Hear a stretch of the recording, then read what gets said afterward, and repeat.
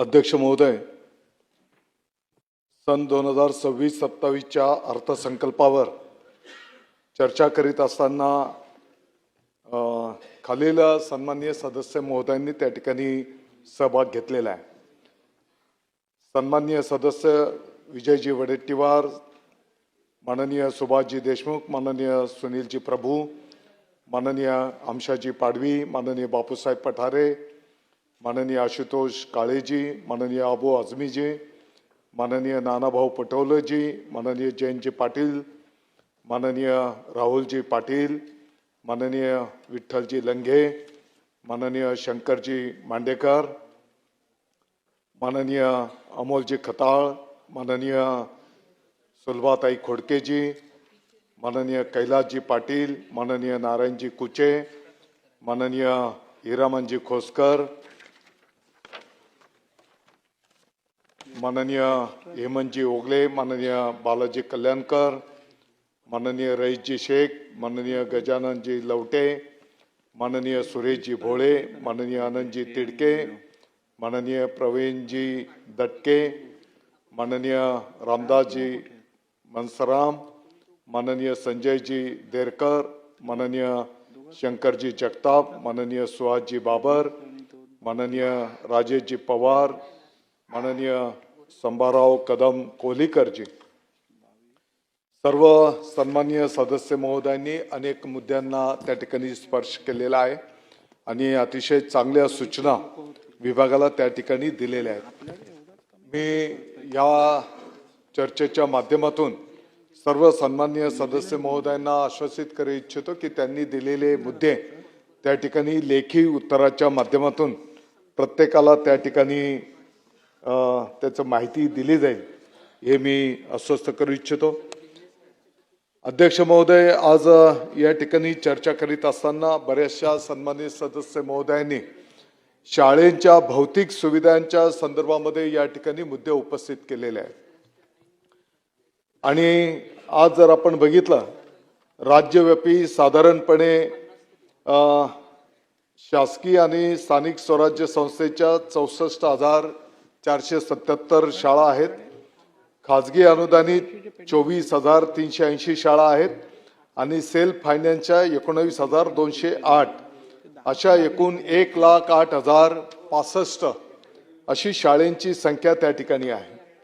अध्यक्ष महोदय, UDAIS या सिस्टमच्या माध्यमातून प्रत्येक शाळेमध्ये कशा पद्धतीने सुविधा त्या ठिकाणी उपलब्ध आहेत याची माहिती त्या ठिकाणी गोळा केली जाते आणि यामध्ये मग शुद्ध पिण्याचं पाणी विद्यार्थ्यांना मिळायला पाहिजे, स्वच्छतागृह असली पाहिजेत, शाळेच्या इमारती सुस्थितीत असल्या पाहिजेत, त्या ठिकाणी ई सुविधा विद्यार्थ्यांच्यासाठी उपलब्ध असल्या पाहिजेत, शाळेचं क्रीडांगण त्या ठिकाणी असलं पाहिजे आणि लायब्ररी असेल, लॅब असेल, या सर्व सुविधा त्या ठिकाणी असल्या पाहिजेत आणि मग या UDAISच्या माध्यमातून ज्या ज्या ठिकाणी या सुविधांची अपूर्तता आहे अध्यक्ष महोदय, त्या ठिकाणी मग राज्य शासन असेल, केंद्र शासन असेल, त्याच्यासोबतच जिल्हा नियोजन समिती असेल, MREGS असेल, शेष निधी असेल, क्रीडा विभागाचा निधी असेल, स्थानिक विकास निधी असेल,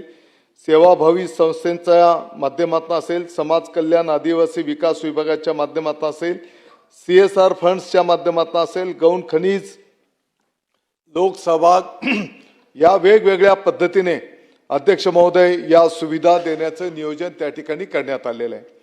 अध्यक्ष महोदय, दुसरा प्रमुख विषय अनेक सन्माननीय सदस्य महोदयांनी त्या ठिकाणी उपस्थित केला, शिक्षक भरतीच्या संदर्भामध्ये।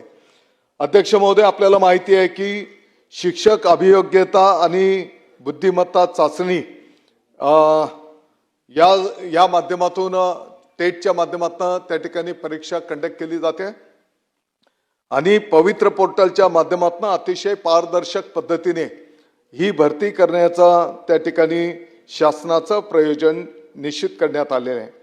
अध्यक्ष महोदय, आताच्या घडीला 2017 मध्ये 9,214 शिक्षकांचं त्या ठिकाणी प्लॅटफॉर्म उपलब्ध करून देण्यात आला।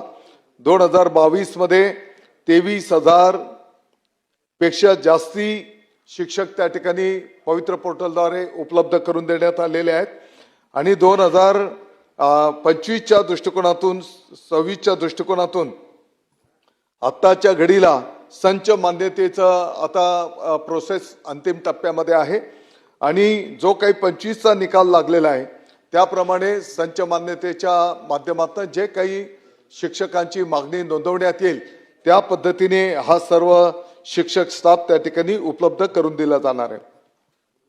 अध्यक्ष महोदय, चालू वर्षाला हे शिक्षक उपलब्ध करून देत असताना कला क्रीडाचेही शिक्षक त्या ठिकाणी उपलब्ध होणार आहेत आणि या माध्यमातून विद्यार्थ्यांना या पण सुविधा त्या ठिकाणी निश्चितपणे उपलब्ध होतील.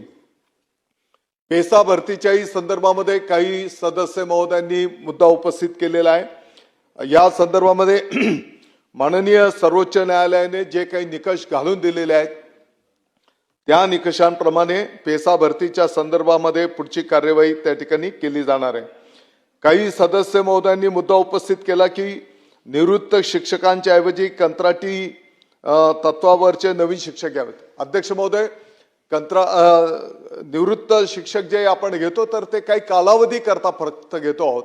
आता संच मान्यता झाली की त्या ठिकाणी रेग्युलर शिक्षक भरती करून हे शिक्षक त्या ठिकाणी उपलब्ध करून दिले जाणार आहेत. क्रीडा विषयाच्या संदर्भामध्येही बरेच सदस्य महोदयांनी अतिशय चांगल्या भावना त्या ठिकाणी ठेवलेल्या आहेत. अध्यक्ष महोदय, जिल्हा पातळीवर एक क्रीडा प्रबोधिनी स्पेशलिस्ट शाळा निर्माण करता येईल का याचा विभाग त्या ठिकाणी विचार करतो आहे आणि जसं मी सांगितलं की कला आणि क्रीडाचे शिक्षक भरती पण आपण त्या ठिकाणी करतो की जेणेकरून विद्यार्थ्यांना या संदर्भातलं ज्ञान त्या ठिकाणी उपलब्ध होऊ शकणार आहे. अध्यक्ष महोदय,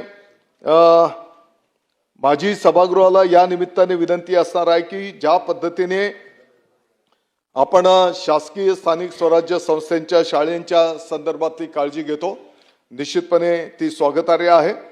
परंतु मला हे पण निदर्शनास आणून द्यायचं आहे की 64,477 आपल्या शासकीय स्थानिक स्वराज्य संस्थांच्या शाळा आहेत आणि त्या ठिकाणी 48,85,000 विद्यार्थी त्या ठिकाणी शिक्षण घेताना आपण पाहतो आहोत. त्याच पद्धतीने खाजगी अनुदानित 24,380 शाळा आहेत. त्या ठिकाणी 98,73,000 विद्यार्थी शिक्षण घेत आहेत. त्याच्यासोबतच सेल्फ फायनान्सच्या 19,000 शाळांमध्ये 67,74,000 विद्यार्थी त्या ठिकाणी शिक्षण घेत आहेत. आणि म्हणून या सर्व शाळांमध्ये सर्व सन्माननीय लोकप्रतिनिधी आणि पदाधिकाऱ्यांनी त्या ठिकाणी विद्यार्थ्यांच्या सेवेकरता ज्या ज्या काही सूचना असतील आपणही त्या ठिकाणी लक्ष द्यावं अशी मी या निमित्ताने विनंती करू इच्छितो. अध्यक्ष महोदय, आता येणाऱ्या काही दिवसांमध्येच पुणे जिल्ह्याच्या दौंड तालुक्याच्या गर्दरेवाडी या ठिकाणी त्या गावाच्या सर्व ग्रामस्थांनी एकत्र येत जिल्हा परिषदची जी शाळा होती 1 महिन्यामध्ये अतिशय क्रांतिकारी बदल त्या संपूर्ण गावाने एकत्रित येऊन त्या ठिकाणी करून दाखवला.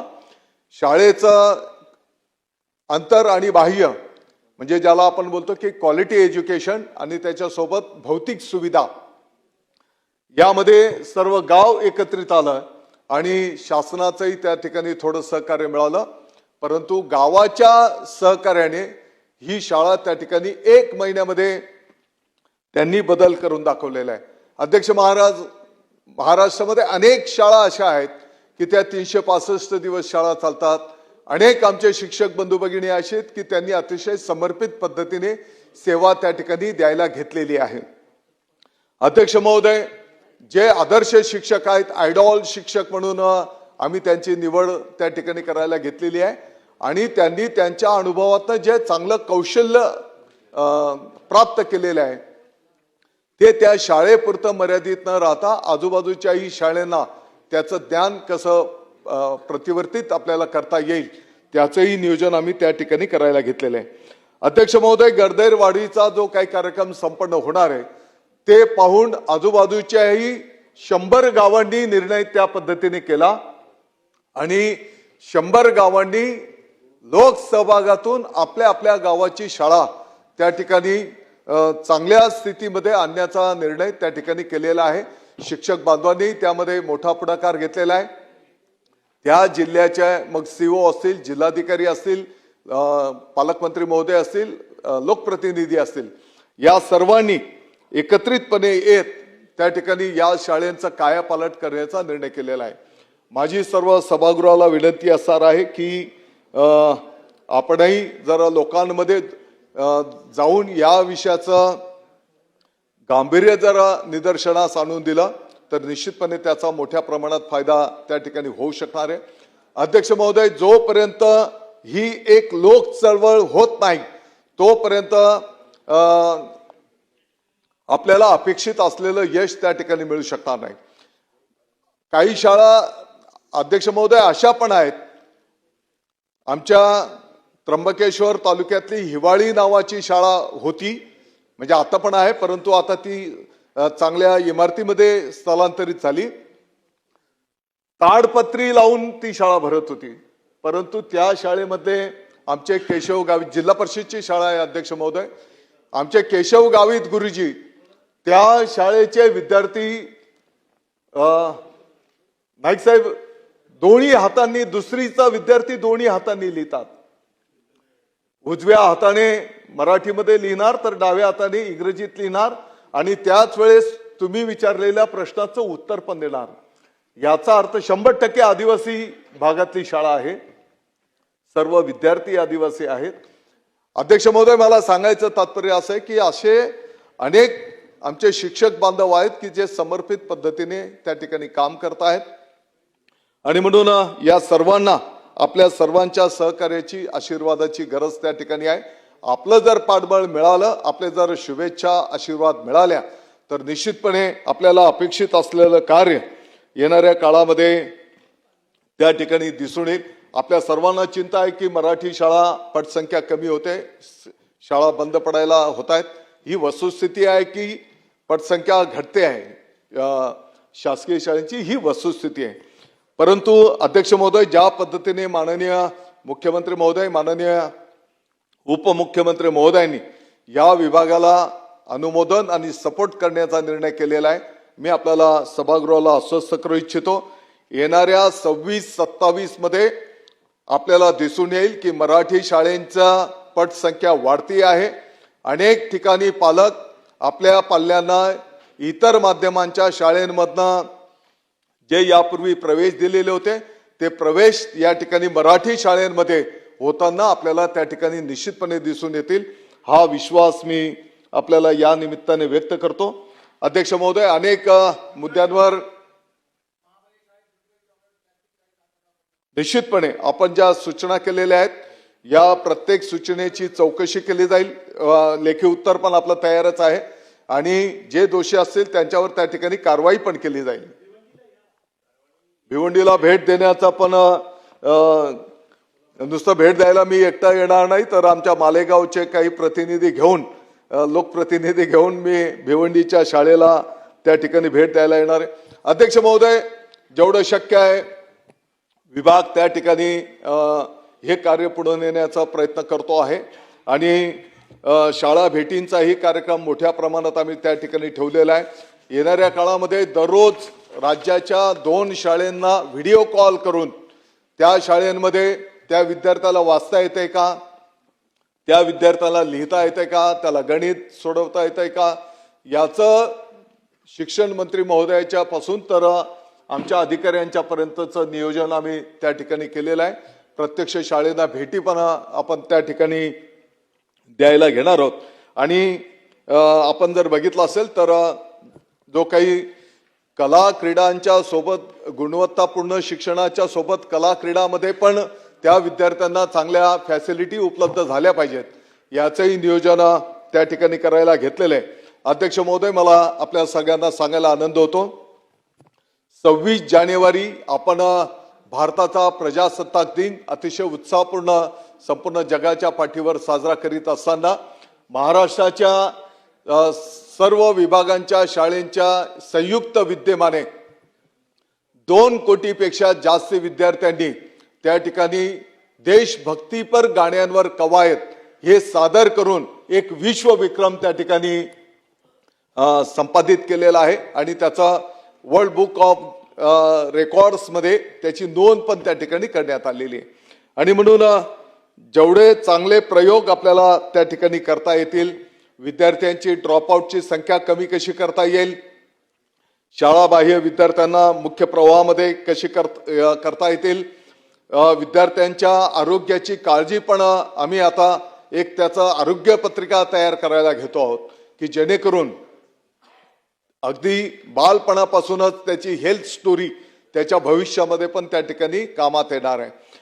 शिक्षकांचे अशैक्षणिक कामं पण कशी कमी करता येतील त्याचंही नियोजन त्या ठिकाणी करायला घेतलेलं आहे.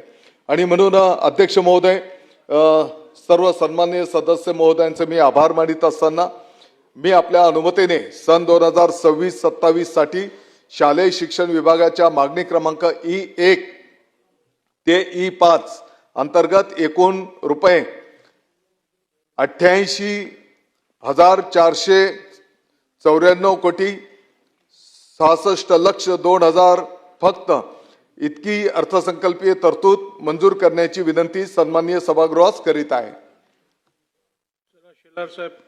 अध्यक्ष महोदय, त्याच्यासोबतच क्रीडा विभागाच्या मागण्यांवर सन्माननीय सदस्य श्री बापूसाहेब पठारे, मोहनजी मते, राहुलजी पाटील, नितीनजी राऊत, सुलभाताई खोडके, अमोलजी खताळ, नारायणजी कुचे, हेमंतजी ओगले, प्रवीणजी तटके या सर्व सन्माननीय सदस्य महोदयांनी त्या ठिकाणी सहभाग घेतलेला आहे आणि क्रीडा क्षेत्राच्या संबंधित अनेक चांगल्या सूचना त्या ठिकाणी दिलेल्या आहेत. सर्व सन्माननीय सदस्य महोदयांना त्यांच्या सूचनांचं लेखी उत्तर त्या ठिकाणी दिलं जाईल. अध्यक्ष महोदय, मी आपल्या अनुमतीने सन 2026-27 साठी क्रीडा विभागाच्या मागणी क्रमांक E3 व E4 अंतर्गत एकूण रुपये 745 कोटी 72,000 फक्त इतकी अर्थसंकल्पीय तरतूद मंजूर करण्याची विनंती सन्माननीय सभागृहास करीत आहे.